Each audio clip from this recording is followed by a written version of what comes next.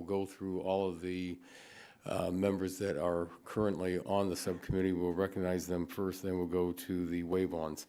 At this time, the chair will recognize the gentlelady from Florida's 3rd District for 5 minutes. All right, there we go. All right. Well, good to see you. Good to talk to you again. Thank you. Yeah, good conversation this week. Thankful you took the time.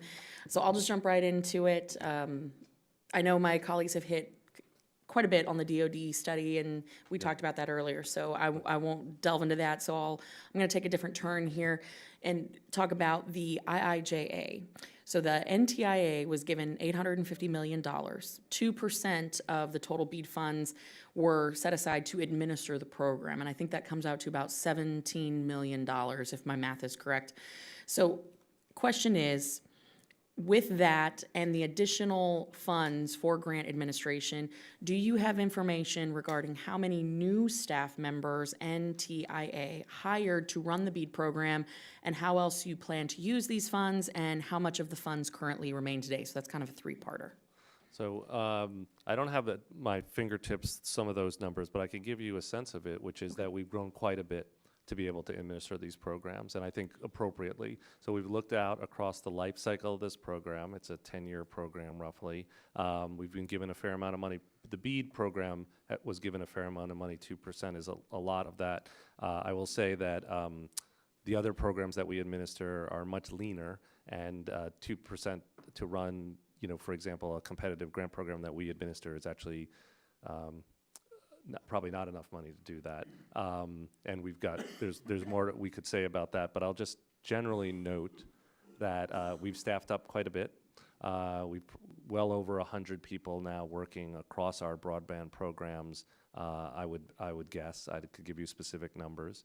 And one of the biggest things we've done is build out that state federal program officer cadre that I was mentioning earlier, that actually is making sure that we have a person for every state, and a state knows who they can pick up the phone and call. And I think that customer service approach has been the biggest thing that we've used the money to build, and I think it's working well for the states. Okay, and actually, for the record, I do have a couple questions in that same line about our state broadband, Florida's broadband office, and some of the accountability measures. So I'll submit those for the record if you can get those back to us, because I know we're... Yeah, and very happy to follow up with you and your team directly about it. Okay, I appreciate that.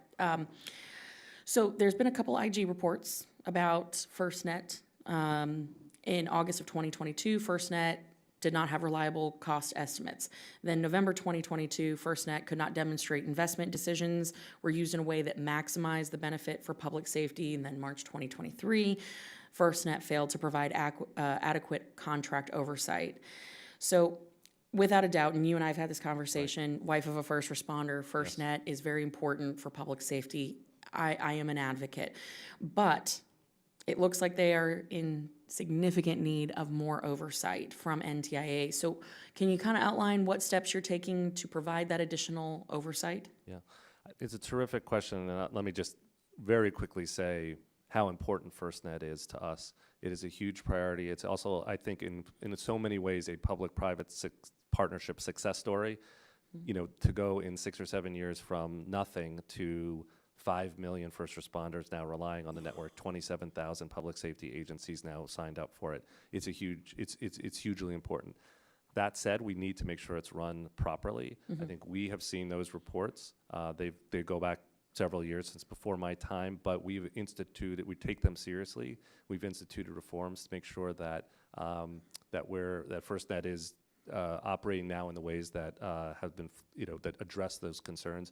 We also have new leadership at FirstNet, including a very dynamic and excellent new executive director who comes out of the federal government, understands how federal government oversight needs to work, and I have a lot of confidence in the current leadership and our path forward to make sure we're addressing those concerns that have been raised. Well, and perhaps in your response to some of the ones that were the questions we're submitting for the record, if you could kind of dive into the steps that you're taking, because I know certainly not just, the majority, but I think all members of Congress, we get a little bit frustrated when there's IG reports that come out and no steps are taken or recommendations adopted. So I think that's just really important if you could get that back. There is a lot that we could say, and I'm happy to discuss it either in questions or follow up directly. Well, and I know I'm coming short on time, and you and I talked about this a little bit earlier this week, but could you talk a little bit about the implementation efforts that you're undertaking on Next Generation 911 in that same vein of first responder and public safety? Yeah, well, I guess the biggest thing that I would say is just that Next Generation 911 continues to be an incredibly important thing for our country.